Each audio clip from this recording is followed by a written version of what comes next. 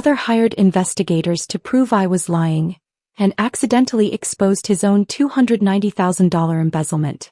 My father retired on a Friday in October, the way he had done most things in his life, quietly without fanfare after 31 years managing commercial lending portfolios at First Midwest Bank. He had requested a small dinner. Immediate family, a few colleagues, the private room at Carmine's on Michigan Avenue that my mother had reserved 4 months in advance because she understood, even if my father pretended otherwise, that he deserved something formal. I flew in from San Francisco the night before. I had a product roadmap review at 7 the following Tuesday morning, a Series C term sheet under active negotiation, and a government contract renewal due for signature by end of month. I had rearranged 4 days of a schedule that did not have 4 days to spare, because my father had spent 31 years lending money to other people's dreams, and I thought he deserved to have his son in the room. That was the last uncomplicated thing about that weekend.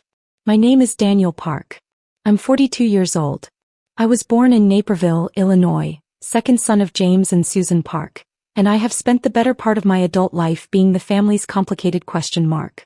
My brother Kevin is 4 years older and has always been, in the language my parents reached for without thinking, the responsible one. He stayed in Chicago. He joined the family business, or rather the business my father and his 2 brothers had built alongside his banking career, a regional property management and commercial real estate holding company called Anderson Family Holdings, the Anderson being our mother's maiden name, which the company had used since its founding in 1987. Kevin had come aboard at 26, worked his way to COO, and by most visible measures was the son who had shown up, present at holidays, available for emergencies, invested in continuity. I had left. That was the story as far as my family was concerned. Daniel left. Daniel went to California. Daniel spent his 20s building things that didn't work, then building things that sort of worked, then building something that worked so comprehensively that it stopped being a startup and became a company, and still Daniel didn't come home, and still Daniel was vague about what exactly he did.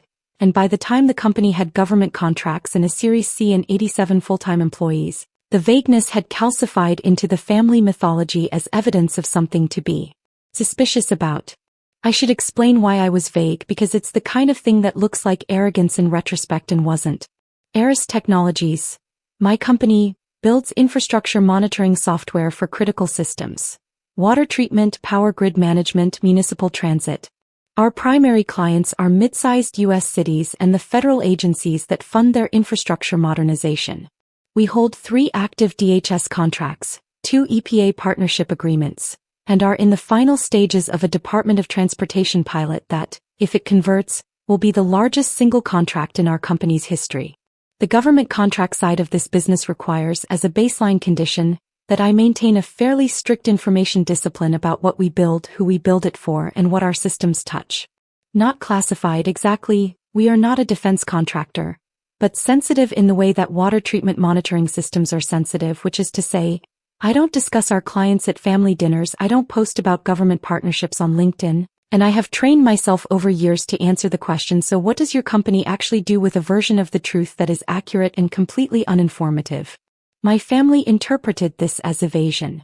Specifically, my brother Kevin interpreted it as evasion, and Kevin had been very good for a very long time at making sure his interpretation became the household's interpretation. Kevin's theory, which wrong story, there was no Deja here. My cousin Raymond, who worked in operations at Anderson and who was the one person in my family who spoke to me with any regularity and without agenda, had been passing along Kevin's working theory for about 2 years.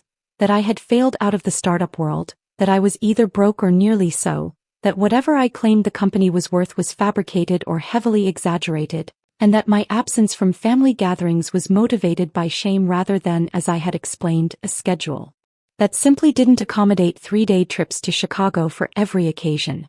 Raymond thought it was mostly jealousy. He's been here the whole time, Raymond told me on the phone one August, and you've been doing something he can't even explain to people at dinner. That kills him, Dan. Don't underestimate how much that kills him. I had understood that. What I had failed to understand until the Friday night of my father's retirement dinner was how far Kevin was willing to take it. I arrived at Carmine's at 6:45. My mother hugged me for a long time at the door. My father shook my hand and then, in a departure from 30 years of practiced restraint, pulled me into a brief embrace that told me more about the weight of retirement than anything he would say all evening. "Glad you're here," he said. "Wouldn't miss it," I said. I meant it completely. The private room held 22 people. Family, a few of my father's banking colleagues, 2 of his longtime clients who had become something closer to friends over the decades. Round tables, white linens, a slideshow someone had assembled from photographs spanning my father's career cycling on a screen near the bar. Kevin was already there with his wife Andrea and their teenage daughter. He hugged me with the practiced ease of a man who had decided for the evening to be normal. We talked for a few minutes about nothing. My flight, his daughter's swim season, the renovation project he and Andrea had been doing on their house in Wilmette. He was good at this, Kevin. He had always been good at the surface of things. I noticed, maybe 40 minutes into cocktail hour, a man I didn't recognize positioned near the back wall. Not a bank colleague, wrong energy. Not a family friend. He was watching the room with the particular quality of attention that is not social but professional, and when he caught me looking he gave me a small neutral nod and went back to watching. I filed it away. Dinner proceeded. Toasts were made. My father's branch manager of 15 years told a story about my father's legendary patience with difficult clients that made everyone laugh. My mother cried twice, beautifully, in the way she had always cried, complete and unashamed. I sat next to Raymond, who refilled my water glass and said quietly, "You're going to want to stay calm in about 20 minutes. I looked at him. "Kevin," Raymond said. "Just the one word." I nodded and cut my chicken. It happened between the entree and dessert, which in retrospect was perfectly timed. Everyone fed, no one yet with a reason to leave, my father still holding his wine glass and looking comfortable for the first time in what may have been years. Kevin stood up. He had the room's attention before he spoke. He had always had a gift for that, for making stillness happen around him. "I want to say something," he said, "before we get to cake." A few appreciative chuckles. "Dad, this night is for you. 31 years. We're all proud of you.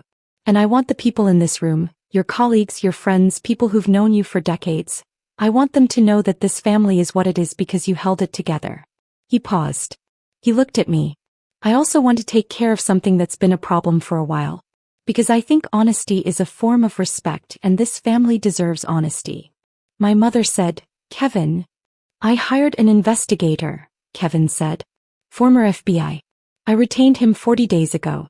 The purpose was to document the truth about my brother's professional claims, because for years Daniel has been telling this family he runs a successful technology company, and for years no one has been able to verify a single detail."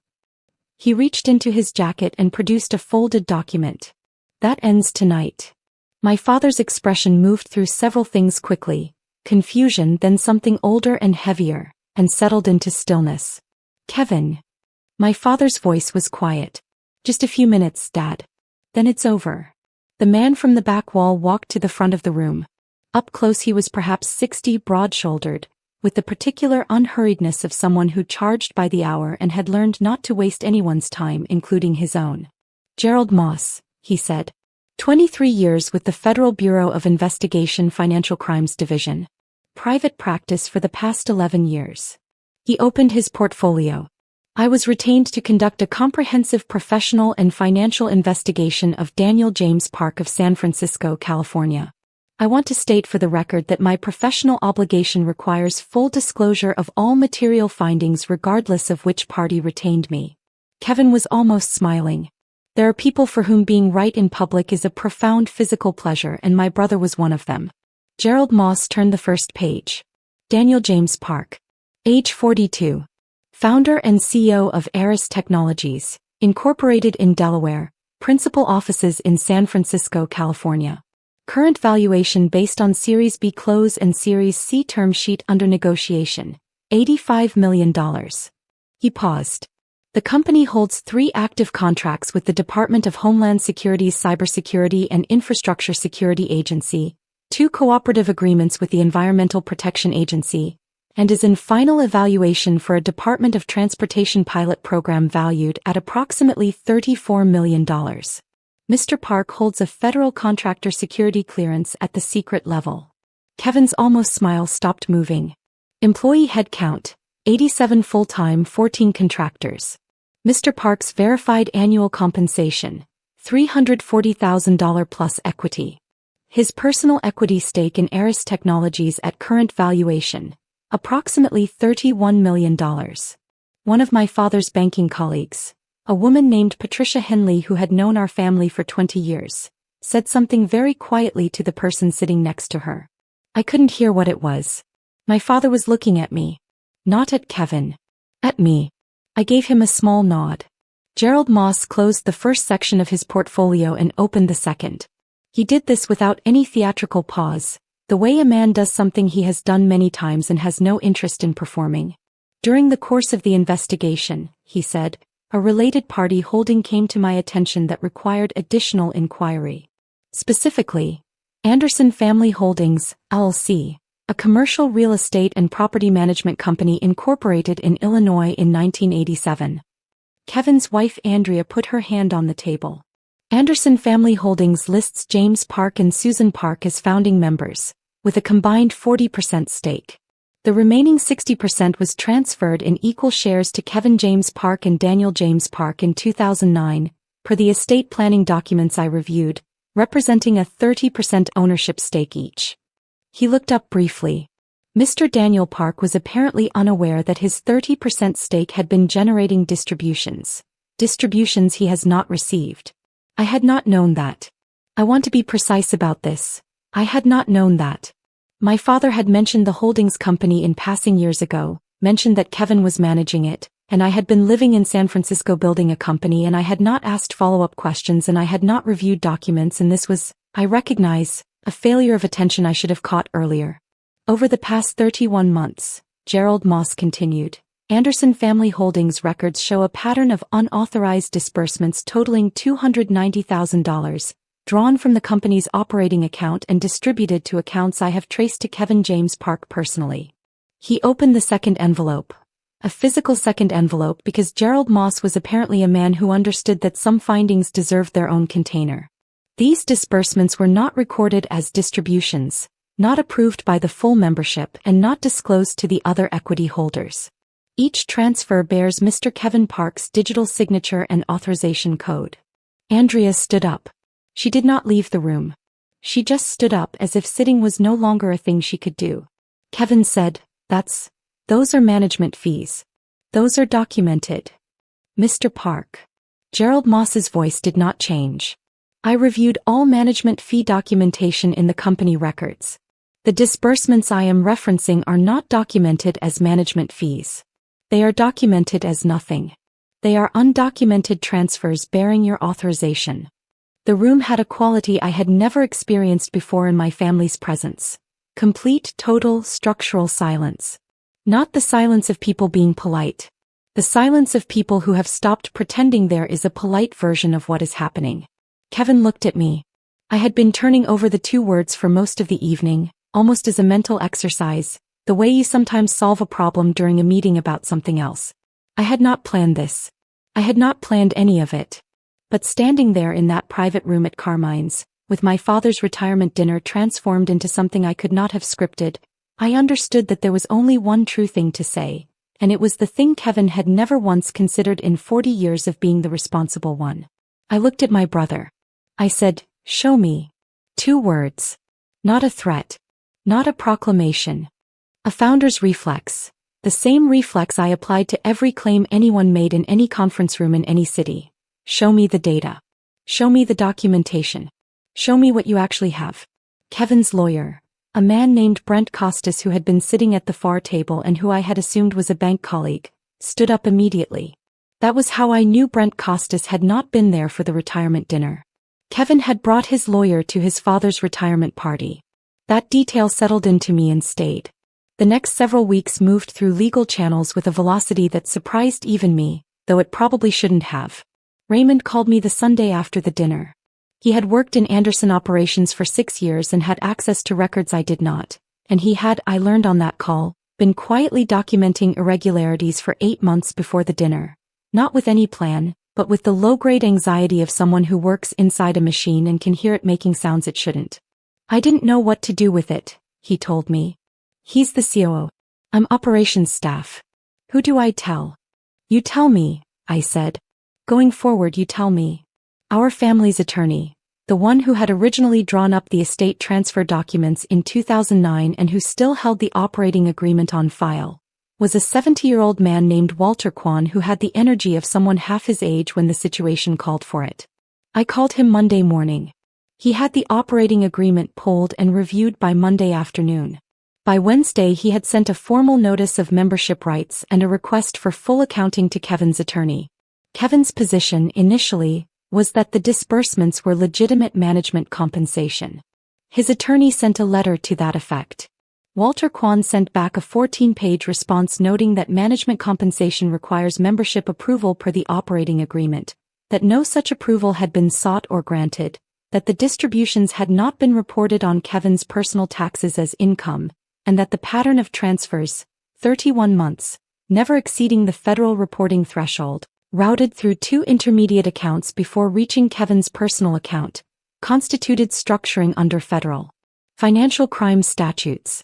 Kevin's attorney stopped responding to letters and started making phone calls. The calls were about settlement. I spoke to my father on a Thursday night, 3 weeks after the dinner. He had barely spoken since that evening, at least not to me, and when he called I let the phone ring twice before I answered because I needed a moment. I didn't know about the transfers, he said immediately. I want you to know that. I know, Dad. I trusted him with the company because I thought. He stopped. I thought being here meant something. I thought presence was the same as integrity. I sat with that for a moment. Presence matters, I said carefully. It's just not the whole story. A long pause. No, he said. I'm learning that. He asked me what I wanted to do. Not what Walter Kwan recommended, not what was legally optimal, what I wanted. I thought about it honestly. I want full accounting, I said. I want restitution. I want the operating agreement restructured so this can't happen again. I paused. I don't want him in prison, Dad. That's your call too, but that's where I am.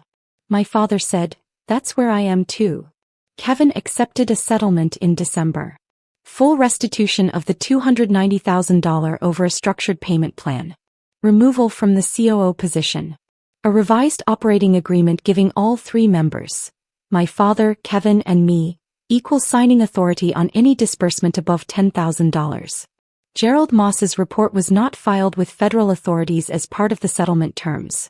Walter Kwan had negotiated that carefully and I had agreed to it, because my parents were 71 years old and had just retired and I did not believe their remaining years deserved to be organized around a federal prosecution.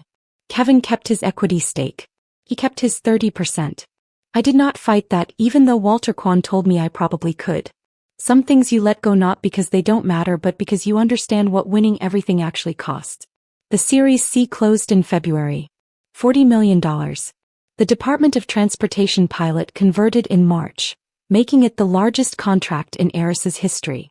I hired a VP of Government Relations in April, which freed me from approximately 30% of the travel that had made attending family events logistically impossible for most of my 30s. I came back to Chicago for Easter. It was the first holiday I'd attended voluntarily, not obligatorily, not out of guilt, in probably 8 years. Kevin was not there. He and Andrea had gone to her family in Michigan, and I don't know if that was planned before or after everything and I didn't ask. My mother made japchae and kalbi and the cold noodle dish I had been requesting since childhood and which she had not made in years because it was labor-intensive and she had stopped believing I would show up. She made it this time. I ate 3 servings and she refilled my bowl without asking. My father and I sat on the back porch after dinner. The Chicago April was doing what it always does. Cold in the shade, warmer in the sun than you expect. The particular smell of thawing earth that I had grown up with and had not realized I missed until I was sitting in it again. I looked up your company, my father said. Online. Found a profile in some technology publication. Yeah. They called you a quiet titan. He said this with a slight smile, the kind that cost him something. I had to look up what a titan was. No, you didn't. No, he agreed. I didn't. He poured us both more tea. I spent 31 years lending money to people who had ideas, he said. I was good at reading people. At knowing who would actually build the thing and who was just talking. Pause. I should have read you better. You taught me to build things, I said. That's what you did. He shook his head slightly. I'm not sure that was intentional. Most of the good things aren't. We sat there until the sun moved behind the neighbor's fence and the cold came back, and my mother appeared at the back door and told us to come inside because she wasn't heating the whole neighborhood, and it was the most normal sentence I had heard in months, and I was more grateful for it than I could have explained. Kevin and I have spoken twice since December. Both conversations were short, operational, questions about the restructured operating agreement, a clarification about a property management contract. We were polite. We were precise. We did not discuss the dinner or the investigation or the 30 years of accumulated weight that had produced both. I don't know what we are to each other now. I'm not sure Brothers still covers it, and I'm not sure what word comes next. Raymond tells me Kevin is doing consulting work, leaning into the commercial real estate relationships he built over 15 years at Anderson. He seems, by Raymond's account, smaller than he used to be, not in a physical way. In the way that people become smaller when the story they told about themselves is no longer available. I understand that feeling more than I want to admit. I spent a long time being the absent one, the vague one, the one who left. That story made me the family's question mark, but it also protected me from being responsible for anything closer than a plane ride away. I don't have that distance anymore. I'm not sure I want it. My father's retirement party became something none of us planned for it to be.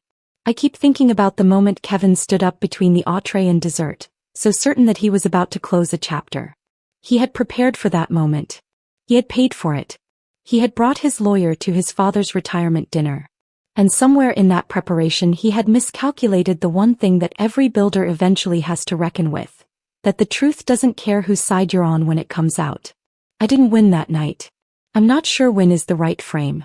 What happened is that something that had been hidden, several things from several directions, stopped being hidden, and we are all now living in the aftermath of that, and the aftermath doesn't have clean edges. What I know is that my father is retired and my mother made japchae, and I sat on a cold porch in April with a man who spent 31 years building something careful and steady and earned, and for an hour we talked about nothing important, and it was enough. For now it's enough.